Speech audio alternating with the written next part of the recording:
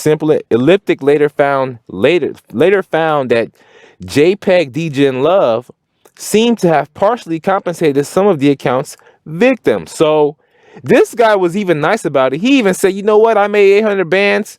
Let me go ahead and give, you know what, let me go ahead. I'm gonna open this because I haven't taken a look at this. But he said, let me go ahead, you know, give some of this change back because, you know, I came up. But it's like, you know, I think a lot of responsibility is being placed on the user to understand how these systems operate. Listen, let me read that one more time. I think a lot of responsibility is being placed on the user. Responsibility is being placed on the user to understand how these systems operate. Said Elliptics Robinson. Doesn't matter how wealthy, doesn't matter how, you know, sophisticated you might be, right?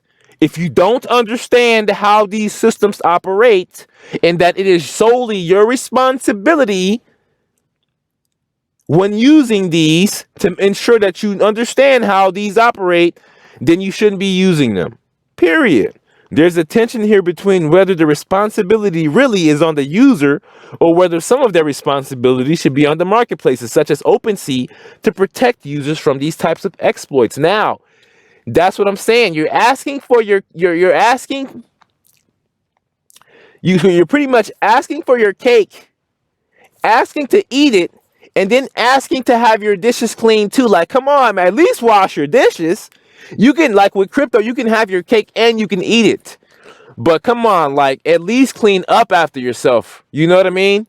And that's all I have. Like, that's pretty much my piece on this. Like, there is no tension.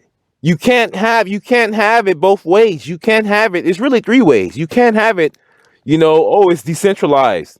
And yeah, you know, there's all this opportunity.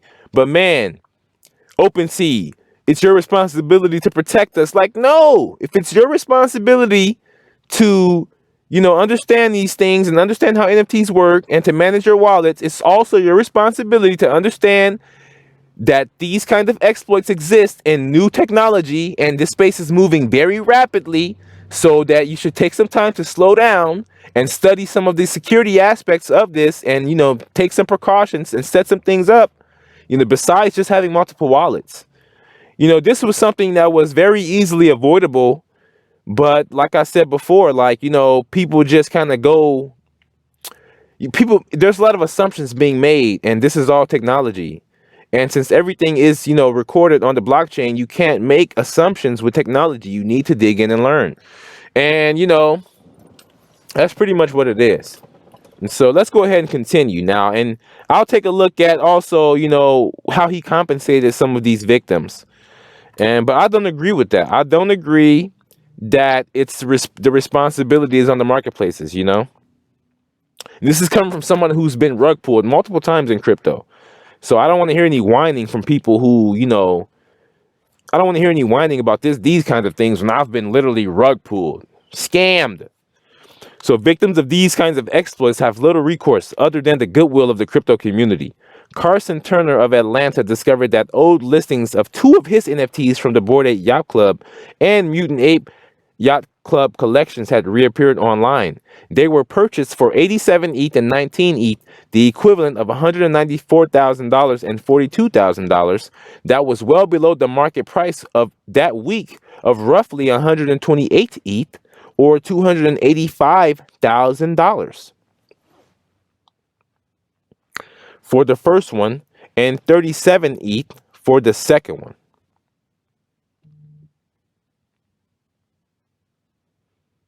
Yeah, so a little bit of a profit. Still nothing like what we just said with JPEG Degen Love, but still this guy, you know, he pretty much, but you had this, in this situation, you had to already have, you know, upwards of, you know, $50,000 or even six figures to even flip these and, you know, and make. So this one kind of, to me, is, even though I understand why they're reporting on it, but that one guy, JPEG Degen Love, like, he came up. He, you know, you could have bought the NFTs he bought were, I think it was less than 3 ETH total, which is like less than 10 bands is what he used to acquire those NFTs, or that one NFT, or, you know, or multiple. And he sold them, like I said, for over 800 grand. So like I said, huge. It's stuff like that really, it inspires me not to do anything malicious, but just because of the opportunity that exists right now as far as money moving. Like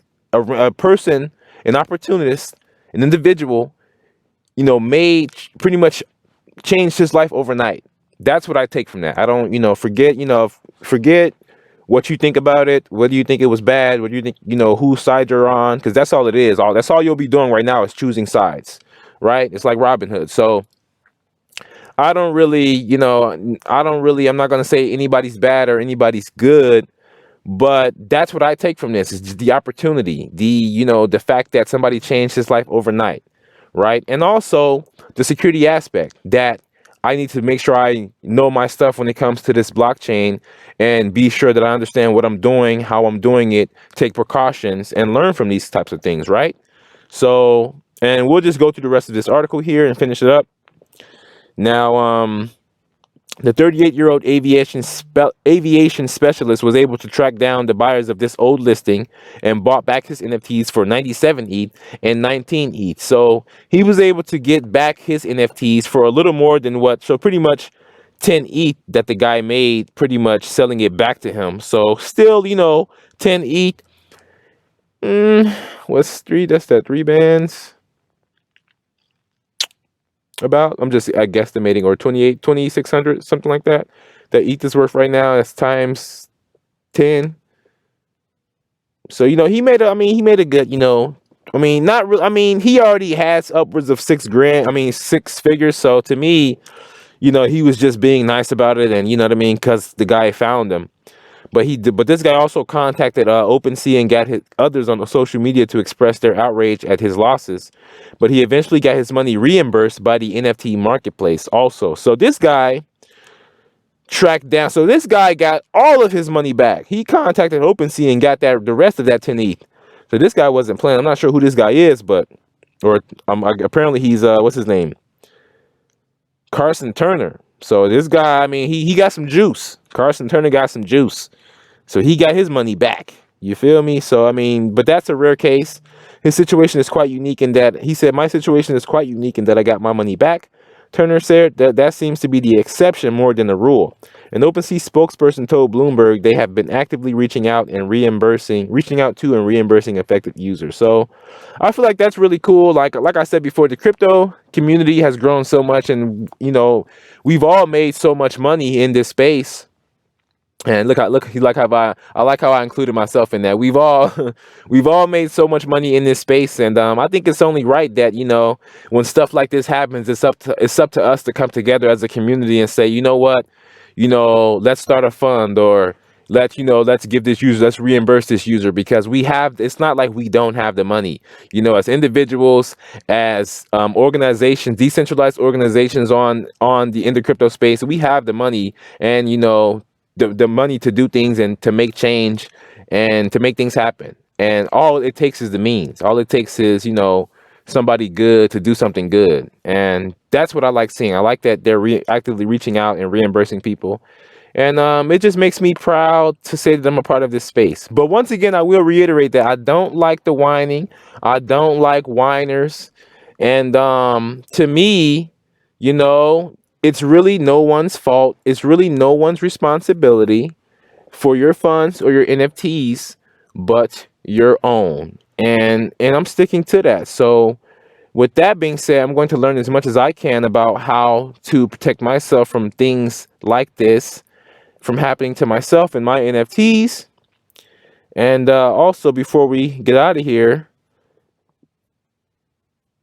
let's take a look at how he compensated the users. So it looks like he paid a total of $133,000 for 7 NFTs before quickly selling them on for $934,000 in Ether. So on my bad, I was previously wrong about that. He paid actually over 100 grand for all 7 of them, which is still a great deal. So 5 hours later, this Ether was sent through Tornado Cash, a mixing service that is used to prevent blockchain tracing of funds. Wow. And so Wink, wink, Tornado Cash for anybody out there. JPEG DJ and Love also seems to have partially compensated 2 of their victims, sending 20 ETH, $45,000 to T-Baller, and 13 ETH, $30,000 to Vault 327. Another attacker purchased a single Mutant Ape Yacht Club for $10,000 before selling it 5 hours later for $34,000.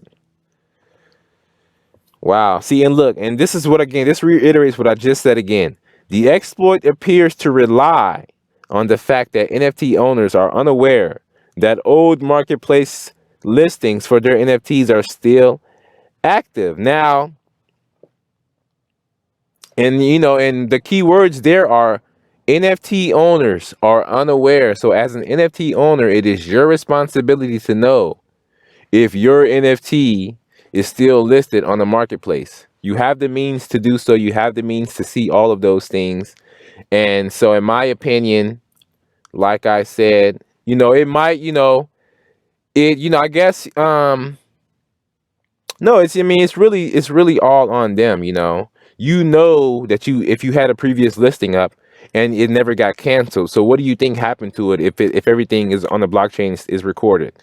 So, I mean, it's not common sense, but we have to be responsible, and we have to act like the intelligent individuals that we act like, you know, on Twitter and so on and so forth. Like, we act like we're very intelligent individuals. And so, you know, you can't whine about things like this and say that it's OpenSea's fault when you call yourself an intelligent individual. But it's like, you know what I mean?